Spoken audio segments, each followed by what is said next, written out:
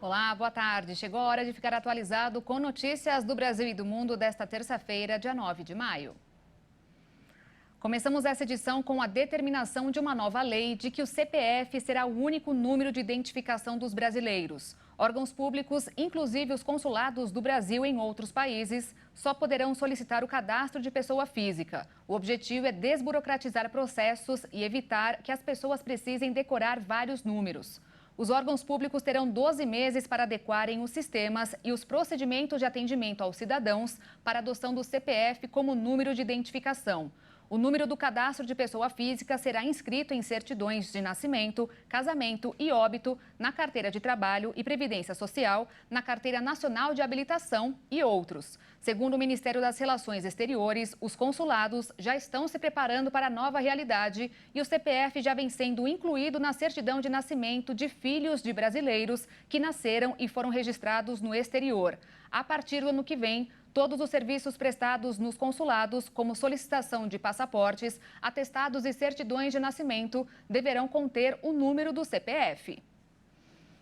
Saiu hoje a tabela de pagamento do 13º para aposentados, pensionistas e quem recebeu do INSS auxílio acidente, reclusão ou por incapacidade temporária. Serão liberados 62 bilhões e 600 milhões de reais para 30 milhões de pessoas. A primeira parcela para quem tem benefício de um salário mínimo será liberada a partir do dia 25 deste mês, dependendo do número final do cartão de identificação, o NIS. Para quem recebe mais do que o mínimo, o pagamento começará no dia 1º de junho. A segunda parcela para todos sairá um mês depois. O Dia das Mães deve movimentar mais de 33 bilhões de reais este ano, de acordo com o levantamento da Confederação Nacional de Dirigentes Lojistas e do Serviço de Proteção ao Crédito. Para o comércio, é a melhor data comemorativa depois do Natal. De acordo com o levantamento feito em todas as capitais, a expectativa é que mais de 128 milhões e 700 mil brasileiros invistam em algum presente nesta data.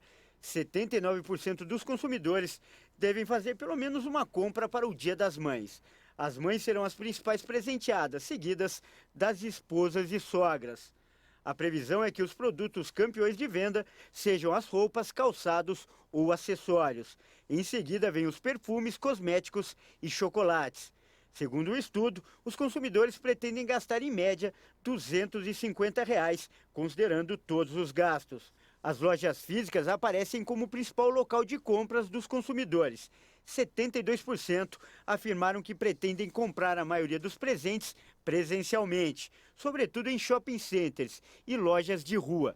Só 40% dos consumidores devem dar preferência às compras pela internet. De acordo com a Confederação Nacional de Dirigentes Lojistas, apesar dos últimos anos terem significado uma verdadeira revolução no comércio eletrônico, o brasileiro ainda valoriza muito a compra presencial e a experiência de ir à loja e escolher o produto. E olha só, em 4 anos, carros populares ficaram mais caros no Brasil. No período entre 2019 e 2023, o valor médio de 3 modelos de automóvel mais acessíveis saltou de R$ 30.813 para mais de R$ 67 mil. Entre 2019 e 2023, o preço médio de 3 carros considerados populares, por terem valores mais acessíveis à população do país, passou de quase R$ 31 mil para R$ 67.500. Os dados foram apurados por um levantamento feito pelo Instituto Brasileiro de Economia da Fundação Getúlio Vargas. Há 4 anos, quando o salário mínimo era de R$ 998, era preciso desembolsar 31 pisos para comprar um carro desses. Já em janeiro de 2023, com o preço médio desses carros avaliados saltando aí de 31 para 67 mil e com salário mínimo em R$ 1.302, que era o valor que estava no começo desse ano, passou a ser necessário pagar 52 mínimos para comprar um carro que dizem ser popular.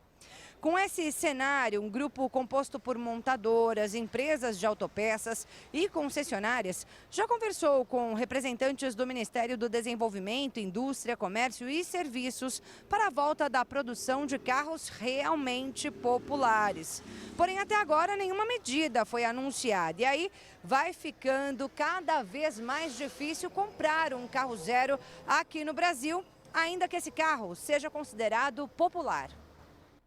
O preço do gás de cozinha subiu em 17 estados e no Distrito Federal desde o dia 1º deste mês, quando o ICMS, o Imposto sobre Circulação de Mercadorias, foi unificado em todo o país. Os aumentos variavam de 1 centavo a mais no Distrito Federal a 5,17 em Sergipe. Pelo levantamento da Agência Nacional de Petróleo, em média, o botijão de 13 quilos está custando agora R$ 108, mas em alguns estados, como Roraima, chega a quase 130. E olha só, bactérias aquáticas comuns podem estar associadas à doença de Parkinson. Diversos trabalhos recentes têm encontrado ligações entre alterações na microbiota, população de micro-organismos que vivem no intestino e o diagnóstico. O novo estudo publicado na revista científica Frontiers in Cellular and Infection Microbiology defende que determinadas cepas de uma bactéria chamada de sulfovibrio, encontrada em ambientes aquáticos com altos níveis de material orgânico, podem estar envolvidas nos mecanismos que causam o Parkinson. A doença é causada pela morte de células do cérebro, onde a dopamina é produzida, afetando o movimento, incluindo tremores. Uma degeneração que pode ser consequente do acúmulo de proteínas e que os cientistas ainda buscam identificar quais são os fatores exatos dessa falha, já que o percentual de casos associados à genética é pequeno. Em 2021, os cientistas das universidades de Helsinki e do leste da Finlândia identificaram uma possível relação com a bactéria, mostrando que além do micro-organismo ter maior prevalência em pacientes com Parkinson, também influenciava a gravidade do quadro, dependendo da concentração. Agora, nesta nova pesquisa, os cientistas realizaram experimentos iniciais com vermes para simular se o micro-organismo provoca, de fato, o acúmulo de alfa-sinucleína, proteína que se acumula no cérebro de indivíduos com a doença. Os resultados iniciais indicaram que as cepas da bactéria de sulfovibrio podem ser um dos gatilhos para a formação das placas da proteína. Para chegar à conclusão, foram coletadas 10 amostras fecais de pacientes com Parkinson e de seus respectivos cônjuges saudáveis, isolando as bactérias do gênero DSV, para depois utilizá-las como alimento ao verme, que atuou como um organismo modelo para testar as hipóteses do experimento. Em outros vermes, foram oferecidas 2 versões da bactéria E. coli como grupos de controle para verificar o impacto. Os resultados tornam possível rastrear os portadores dessas bactérias nocivas de sulfovibrio e, consequentemente, podem ser alvo de medidas para remover essas cepas do intestino, potencialmente aliviando e retardando os sintomas de pacientes com doença de Parkinson. Ainda serão necessários outros estudos para investigar o papel da bactéria no diagnóstico, antes que potenciais novos tratamentos sejam desenvolvidos e testados. Uma rua em uma cidade brasileira foi selecionada entre as 6 consideradas inesquecíveis mundo afora por turistas. Para chegar a este ranking, uma plataforma levou em consideração a opinião de brasileiros na hora de escolher os destinos de viagens.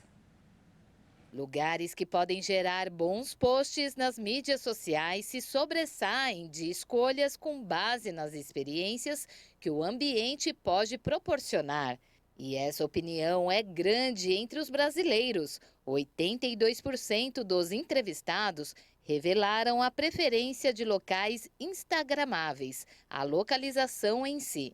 Com isso, o Booking.com selecionou 6 ruas consideradas inesquecíveis pelos turistas. Além de Argentina, Estados Unidos, Holanda, Itália e Canadá, uma rua é do Brasil e fica em Minas Gerais, na cidade de Ouro Preto, chamada Conde de Bobadela, batizada em homenagem ao primeiro aristocrata a carregar o título, o militar português Gomes Freire de Andrade, que governou a capitania do Rio de Janeiro. A rua abriga o Museu da Inconfidência, além de também ser possível encontrar variedade de restaurantes, igreja, lojas de artesanatos e comércio.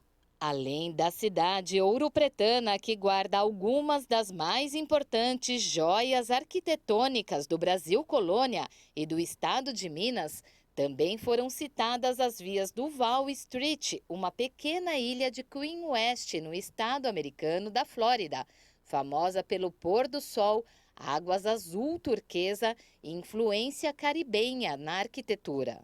Caminito, em Buenos Aires, uma rua-museu no bairro turístico de La Boca, é possível ver dançarinos bailando tango por toda parte. Spiegelgracht, no centro de Amsterdã, que tem cara de casinha de boneca e está localizado a 6 minutos de bike da Casa Anne Frank e a 8 minutos de Rijksmuseum, um dos principais centros artísticos da cidade. Via Célio Vibena, em Roma, endereço do Coliseu construído durante o Império Romano para combates de gladiadores e espetáculos públicos. Eugene Street, em Toronto, rica em programação cultural, com galerias, teatros, bares e restaurantes. Eu fico por aqui, obrigada pela sua companhia. Daqui a pouquinho, às 6h30, a Juliana Darive e a Maria Alice Dias trazem mais notícias para você. E às 10 da noite, eu e Alexandre Giaqueto te esperamos ao vivo no Jornal das 22. Tchau.